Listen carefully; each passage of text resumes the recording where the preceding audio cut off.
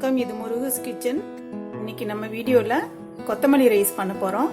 இந்த கொத்தமல்லி ரைஸ் ரொம்ப ரொம்ப நல்லா இருக்குங்க. வாங்க இந்த கொத்தமல்லி ரைஸ் எப்படி பண்ணுறதுன்னு பார்க்கலாம். கொத்தமல்லி ரைஸுக்கு 2 கட்டு மீடியம் சைஸ் கொத்தமல்லி எடுத்து நல்லா க்ளீன் பண்ணிட்டு 2-3 டைம் அலசி எடுத்து வச்சிருக்கேன். இந்த அளவு 2 டம்ளர் அரிசிக்கு நான் வந்து 2 டம்ளர் அரிசி எடுத்திருக்கேன். இந்த அளவில் உள்ள டம்ளர்ல கொத்தமல்லி ரைஸ் செய்யறதுக்கு என்னென்ன தேவைன்னு பார்த்துட்டு வந்துடலாம். அரைக்கிறதுக்கு கொஞ்சமாக புதினா எடுத்து வச்சிருக்கேன், 4 பச்சை மிளகாய், 3 பல்லு பூண்டு, ஒரு சின்ன துண்டு இஞ்சி கட் பண்ணி வச்சிருக்கேன், ஒரு 10 முந்திரி, ஒரு தக்காளி அரைக்கிறதுக்கு. இது 2 வெங்காயம் மீடியம் சைஸ் எடுத்திருக்கேன். தாளிக்கிறதுக்கு எண்ணெய், சோம்பு, கருவேப்பிலை, கொஞ்சம் கரம் மசாலா வீட்டில் அரைச்சது, வேர்க்கடலை ஒரு அரை மணி நேரம் ஊற வச்சிட்டிங்கன்னா அந்த மாதிரி தோல் எடுத்துடலாம், நல்லா வந்துடும். மஞ்சத்தூள் கொஞ்சம். இப்போ நம்ம கொத்தமல்லி ரைஸ் எப்படி பண்ணுறதுன்னு பார்க்கலாம். அரிசி நல்லா 2-3 டைம் கழுவிட்டு 10 நிமிஷம் ஊற வச்சு வச்சுக்கோங்க. அப்போ தான் சாதம் வந்து நல்லா சாஃப்டாக இருக்கும். அரைக்கிறதுக்கு இஞ்சி பூண்டு 2 போட்டுக்கிறேன், தக்காளி போட்டுக்கிறேன், பச்சை மிளகாய், முந்திரி, புதினா, கொத்தமல்லி,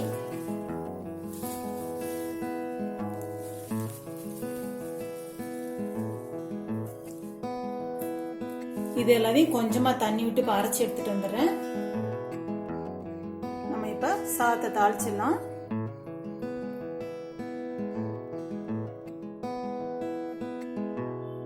இப்ப நான் வந்து தாளிக்கிறதுக்கு சோம்பு மட்டும்தான் போடுறேன். கரம் மசாலா பவுடர் போடுறதுனால நான் வந்து பட்டை கிராம்பெல்லாம் போடல. இந்த பவுடர் இல்லைன்னா இந்த அளவுக்கு நீங்க கிராம்பு ஒரு 4-2 ஏலக்காய், கொஞ்சம் பட்டை, இந்த அளவுக்கு நீங்க தாளிக்கிற டயத்துல இந்த டயத்துல சேர்த்துருங்க. கருவேப்பிலை போட்டுக்கிறேன்.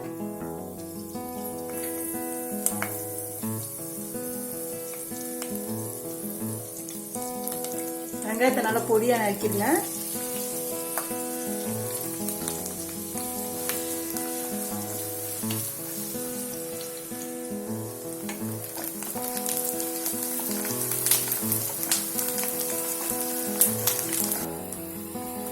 வெங்காயம் கொஞ்சம் நல்லா பொன்னிறமா வர வரைக்கும் வதக்கிடுங்க. அப்பதான் சாதம் நல்லா வாசனையா இருக்கும்.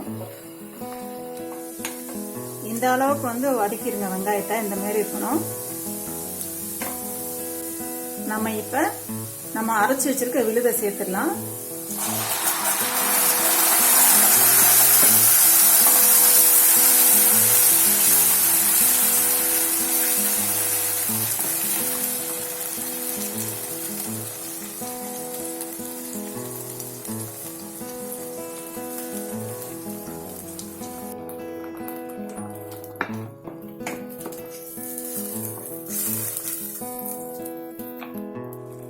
இப்போ ஸ்டவ் சிம்ல வச்சுட்டு இந்த எண்ணெய் பிரிஞ்சு வர்ற அளவுக்கு வதக்கிருங்க. இத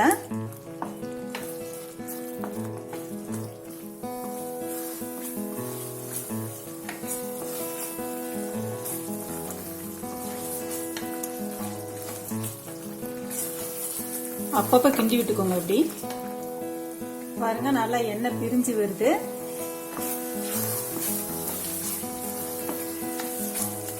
இப்போ இது நல்லா சுருண்டு வந்துருச்சு. இந்த டயத்துல நம்ம அரிசியை சேர்த்துடலாம். நான் வந்து வீட்டுல எப்பயும் சாதம் வடிக்கிற அரிசி தான் எடுத்திருக்கேன்.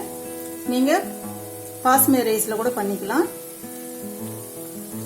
இப்ப நான் அரிசியை போட்டுறேன்.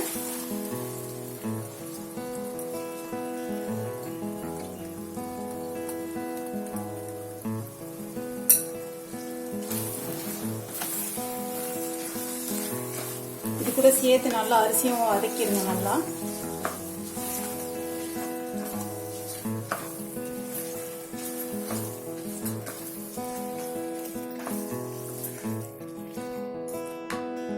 அரிசியும் சேர்த்து இந்த மாதிரி ஒரு 2 நிமிஷம் இப்படி கிண்டிட்டு தண்ணி ஊத்துனீங்கன்னா அரிசி சாதம் வந்து நல்லா உதிரியா இருக்கும்.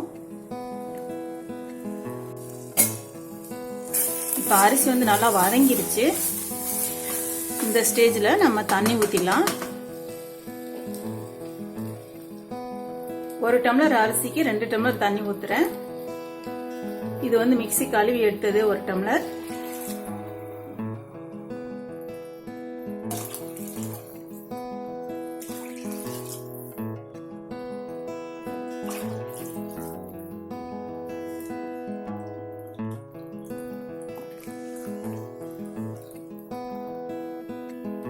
இப்போ இதுக்கு தேவையான அளவு உப்பு போட்டுக்கிறேன்.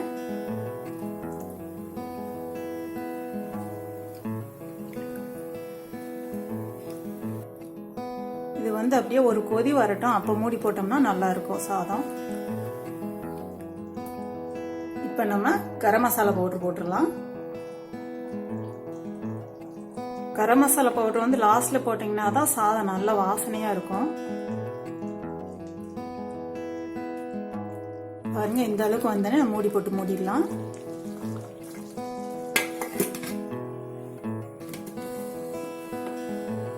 இப்போ ஸ்டவ்வை வந்து ஃபுல்லில் வச்சுட்டு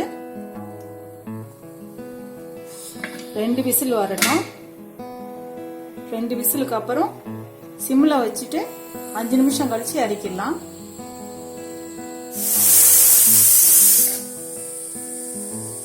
இப்போ 2 விசில் வந்துருச்சு. ஸ்டவ்வை சிம்மில் வச்சிடுறேன்.